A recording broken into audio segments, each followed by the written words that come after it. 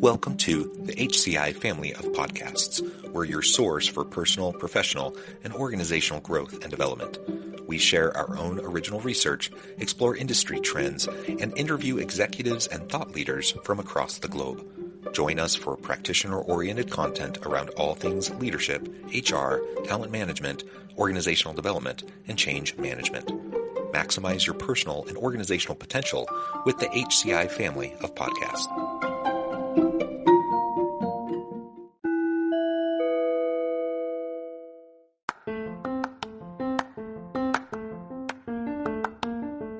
Welcome to the podcast. In this podcast episode, I talk with Alfred Ishak about the causes, consequences, and solutions for burnout in the workplace.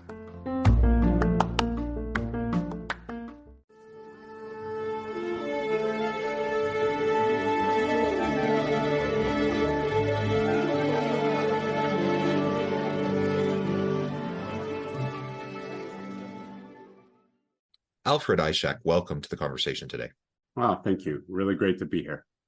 It is a pleasure to be with you. You're joining us from the Detroit area. I'm south of Salt Lake City in Utah.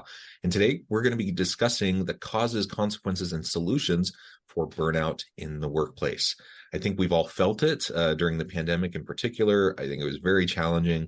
I don't know about you, Alfred, but I was, me and my wife are both, working full time. We have 6 children. We were trying to do like the homeschool stuff while everything was on lockdown, mixed with our own jobs. And it was just a nightmare, right? Yeah. It was, so burnout can happen anytime. I think for people who may not have experienced it too much previously, I'm sure most people experienced it to some extent during the pandemic.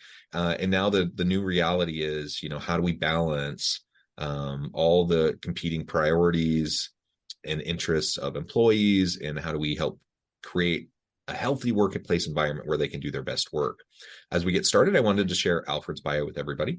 Alfred Ishak is Vice President of People Strategy at Human8, with more than 15 years of experience in consumer insights, market research, analytics, and he brings a unique blend of authentic leadership, customer-centric strategy, and a disruptive growth mindset to drive organizational change and operational results. Now, I could say a lot more about your background, Alfred, but I'm going to pause there. Anything else you would like to highlight by way of your background or personal context before we get started? No, that was great. I guess I would just add that the organization I work for, Human8, we're a global consultancy.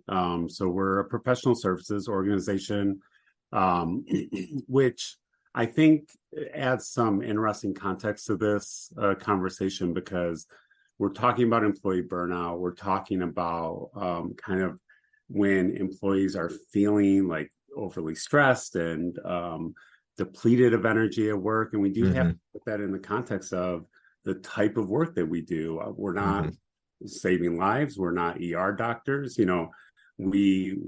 Our work is important, but it needs to be addressed with the right type of perspective. So I just want to make sure people know the kind of industry I'm coming from. Very good. And, we've already introduced the topic of burnout just a little bit.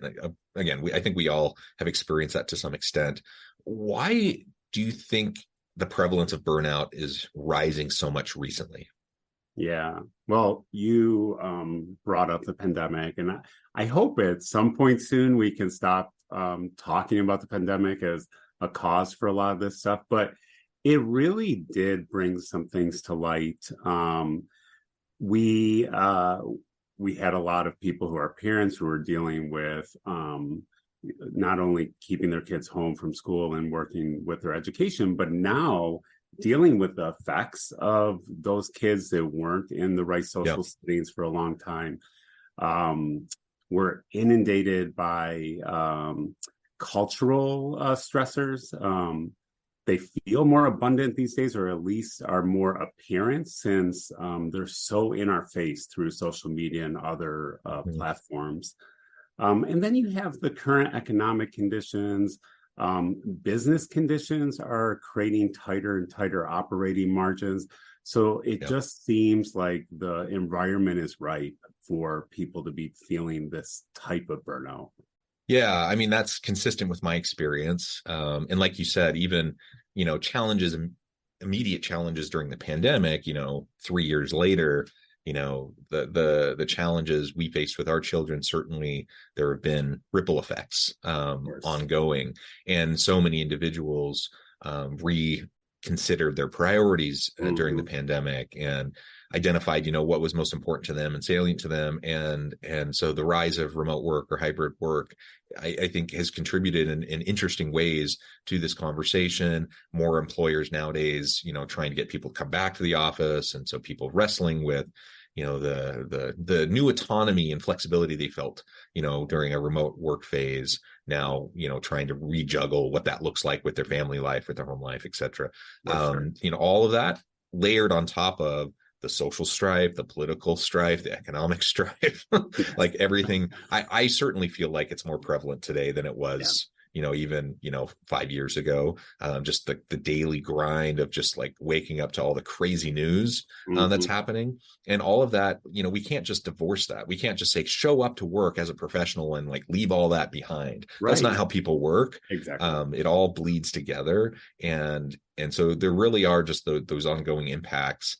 Where it's this cumulative effect, I think, of all these things being layered on top of each other that just makes it really hard. You also mentioned the squeeze, because margins are tight, because we're in a hyper competitive marketplace, because of the labor market and the shifting nature of the workforce, and the nature of work itself. All of this just adds to that squeeze.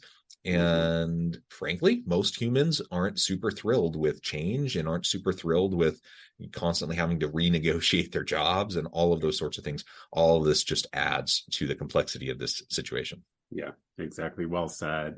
It is this constant push and pull of the demands or the perceived demands of our workplace and our jobs versus the capacity that we have to address those demands. And that capacity is affected by all of these things that we're talking about, not only factors at work. So it's really important that we have these types of conversations, and organizational leaders are recognizing that this is an issue with really far-reaching impact. And again, I think all of us experience this to some extent, but some more severely than others. What are some of those symptoms or the signs that we should be on the lookout for as organizational leaders to see people who are really, at the threshold, like, the straw is almost going to break the back, and these are people we really need to help and support? Yeah, great question. I think there are people with high emotional IQ that can feel when somebody is suffering in one way or another. But for those of us that might not have that type of sensing capability, there are generally 4 categories of signs of burnout. One is exhaustion or energy depletion. So think constant fatigue or lack of concentration that you might see in employees. So that's one thing to really look out for. Another is a detachment to one's work, like a loss of enjoyment, a perceived lack of motivation. That's a big one as well. A third sign, and again, it gets to how far-reaching some of this impact is just ineffectiveness. So low productivity, kind of a apathetic posture to work, lowered performance. So that's something that's really prevalent. And then just general negativity. So negative attitudes about the work, negative attitudes about the workplace or your coworkers. Those are all things to look out for. I think we all have that to an extent, like from time to time. And I was just joking, in the pre-interview, it's a Monday morning, I'm dragging myself out of bed, it's dark and blah, blah, blah, right? Like everyone experiences a lack of motivation or exhaustion or those sorts of things from time to time. But what we're really trying to hone in on here is people who are experiencing that in a kind of a disproportionate way, particularly those who were previously engaged, high performers, exactly. People that were doing great work. And all of a sudden you just see this kind of tapering off and decline. And you have to ask yourself why. Now, in a lot of high stress kind of environments, workplace environments where you're focused on the results, it can be really easy to just say, well, you're not performing anymore, and kind of cut them loose or whatever, and just chalk it up to bad performance. But I don't think we're from a human perspective, I don't think that's a good approach anyways. But even setting that aside, just from a like a pragmatic perspective in the workplace, I don't think we have the labor market to support that kind of an approach. We just don't have enough skilled people to do the work that needs to be done. And so we can't afford to lose previously really great performers who now, for whatever reason, are just kind of, it's declining, and burnout is one of those huge pieces. Now, I've felt it too. I'm an academic. I'm a professor, and fortunately, in the academic world, we have something called sabbaticals, and every 6 years, you get this opportunity to apply. Not everyone takes it, and not everyone gets the opportunity, but everyone can at least apply for it. And man, my goodness, I'm one of those. I think I have a hard time saying no. I'm a high performer. And so people ask me to join all sorts of projects and groups and committees, in addition to my teaching and my research and the consulting work I do on the side. And so over time, I just start to feel more burnout, and all of those symptoms that you said, I 100% experience. And the nice thing is I have an outlet. So, 5 years goes by and I'm like, oh my gosh, I can't do this in another minute. I'm starting to feel it. Well, guess what? I can apply for a sabbatical. I can take 6 months off and kind of regroup and recontextualize and just, have the ease. Most people don't have that kind of a situation. And so you start to feel this burnout. And for a lot of people, it's either you just kind of put your head down and try to plow through it, or your performance declines enough that you end up getting booted from your job, and then you're out on the market. It's not a great situation for anybody in that kind of a context. So what do you see as some of the primary ways leaders can step in once they've acknowledged this, once they see these symptoms, the signs? How can we step in and try to reconcile this with our team, so that we can help those great performers become great performers again, so we can help provide the support that they need? Yeah, no, that's great. And you're right. It's really incumbent on leaders to take our responsibility in this issue. This is not wholly an employee issue, right? There are likely conditions set up in the workplace that are making it such that people are falling into this realm of burnout. But so I think at an organizational level, the first thing that leaders need to do is recognize this is a real thing. It's not a trend. It's not a generational thing. It is a real cultural issue that is impacting our employees and impacting our business. And large issues like that take real systemic and cultural change. So that's the first thing, is getting the attention that it needs and getting the resources that it needs. Can I jump in for just a second? Maybe it's worth taking just a few minutes. You mentioned how a leader's role in burnout is first to acknowledge the diverse kind of causes of the burnout, and it can be systemic issues, policies, practices, procedures that contribute to it, the culture overall. Let's hone in a little bit on just those root causes for a second. Sure. Because again, we often talk about this as an employee issue. And, it is to an extent, right? Obviously, and I think of my own experience when I'm experiencing burnout, like I need to take responsibility for like overextending myself and like doing those sorts of things. But there's a reason why I overextend myself, and there's a reason why I do the things that then lead to burnout.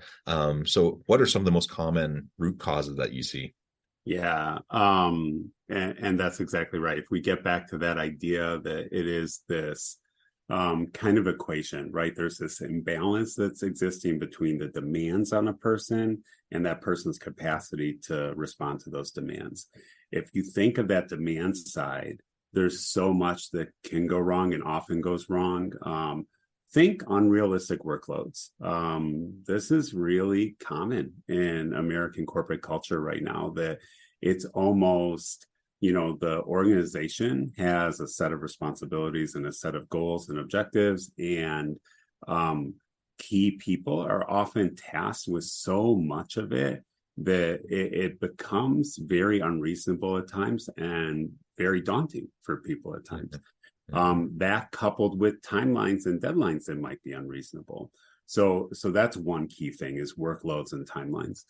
Also, something that I notice is really prevalent is just a lack of clarity on expectations, a lack of clarity on roles.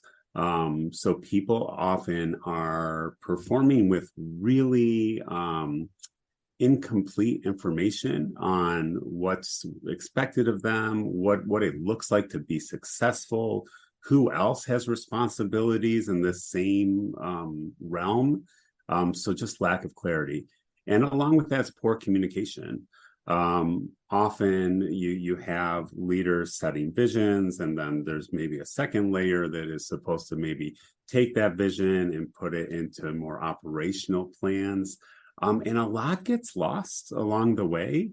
And then before you know it, the people on the front lines who are actually responsible for doing the work and carrying forward these plans really don't have the context they need, don't have the why that they need. Mm-hmm. So I think those are all things that at an organizational level, we can do better at. Like leaders can role model the right types of behaviors and the right types of expectations, and hold people accountable for when they see things go off track. So those are some things that come to mind right away. Yeah. And again, this is a bit unique, but in a university setting, Sure. I can speak to my own experience. I'm kind of known as a bit of a workhorse. Mm-hmm. I'm a doer. I get stuff done. I've been seen as a high performer on campus. I enjoy what I do. My why is clear. Like I have all those things in place. What really gets me is when I see inconsistencies in how administration or the executive leadership handles different situations. And when I'm trying to, fulfill the kind of the mission, the roles that I've been given, Yeah. and feeling like the kind of this insane inconsistent bureaucracy is hindering me. So I'm not being supported. In fact, it's like I'm sitting in the deep end of the pool treading water, and then people are like piling weights on top of my head, right? Or like I'm pounding my head against a brick wall repeatedly trying to get something done. And for me, that's where it really starts to hit in. Like, and then as you talked about, like the negativity, it's really easy to start to succumb to the negative thought patterns. And most people aren't waking up in the morning thinking, how am I going to make John's life difficult today? Yeah. Like that's not something that Yeah. happens. And they're just doing the best they can in their work. Yet this environment is contributing to just the frustration and the sense of not being able to accomplish what I've been tasked to accomplish, etc. And I think that's a big contributor to the burnout, I know, at least that I've felt in the past. For sure. I mean, not having the right support around you, facing any type of toxicity in the workplace, that's all going to just add and compound. And yeah, that's why we're in the situation we're in right now, is because all of these things connect to one another. And you're right, John, like nobody is trying. I mean, for the most part, I hope nobody's trying to make anybody's life uniquely more difficult. But in this complex system that we've created in our workplaces, so much can go wrong. And it does lend itself to all of these factors, just creating not the greatest work environment for some. Yeah. So leaders taking responsibility, understanding their role in connection with the role of the individual employee. Now, what can we really do to address this, prevent it ideally, but be proactive about responding to it when we start to see the signs within our teams and within our the people in our teams? Yeah, that's a great question.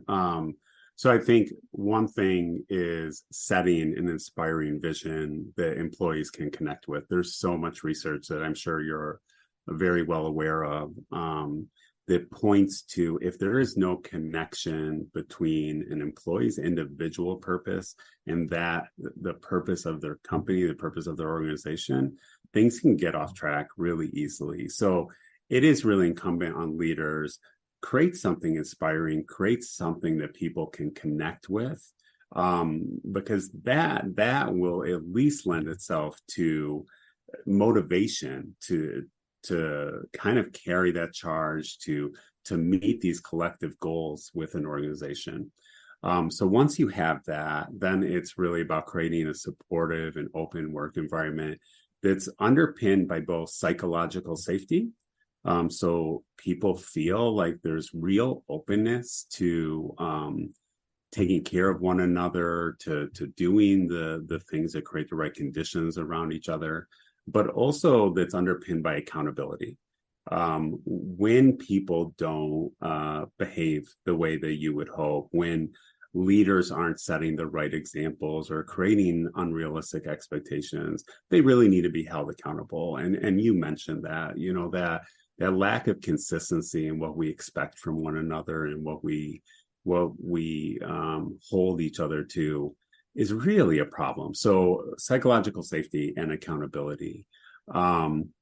And divert resources to wellness programs. This is not just an HR issue, but your HR departments, your wellness people, they're the people that can get in the resources for better mental and emotional wellness programs.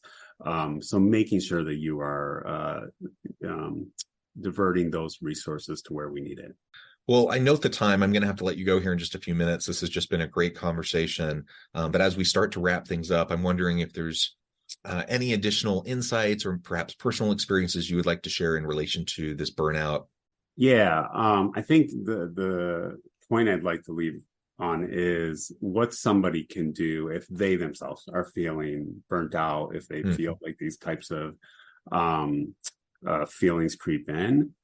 Number one, acknowledge it. It's okay. It's natural. All of us, like you said, John, have experienced these types of things. There's ebbs and flows in everybody's lives, and there's times where you just aren't feeling your best. You're not performing your best, and it's okay. So acknowledge it. That's the number one thing to do, and then take control of the things that you are clearly in control of. Like, take care of yourself, prioritize sleep, exercise, try mindfulness activities, take that time off that you deserve and that you've earned, and really disconnect with it. So do those things to take care of yourself. And then at the same time, advocate for the right conditions to be created around you. So seek the support of managers and mentors in making sure you have the right resources, you have the right conditions around you. Align yourself with those things that give you energy. There's a reason you're at the job that you're at, most likely.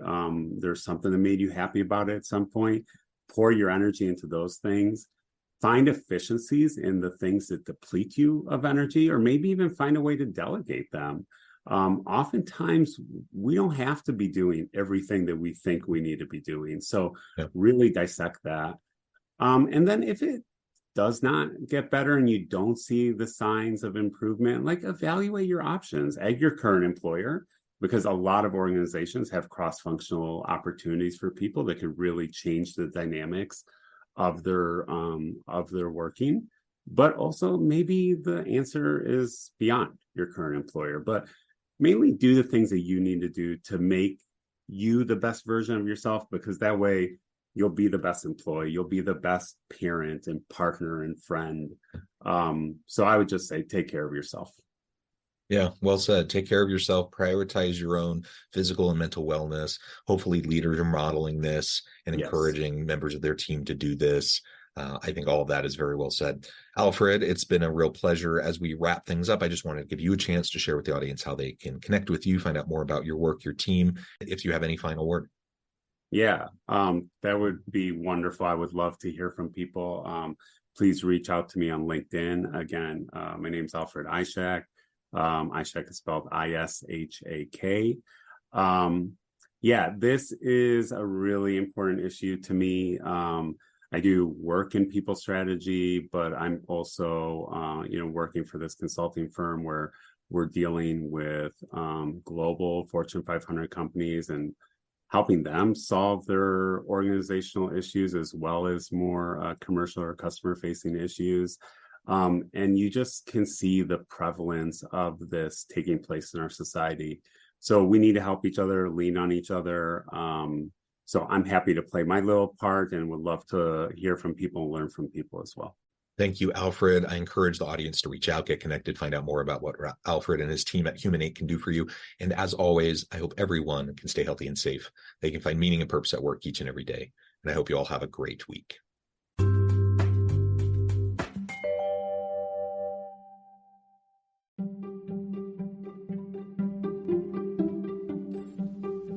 Thanks for joining us for this episode of the podcast. We hope you stay healthy and safe, and please join us again soon.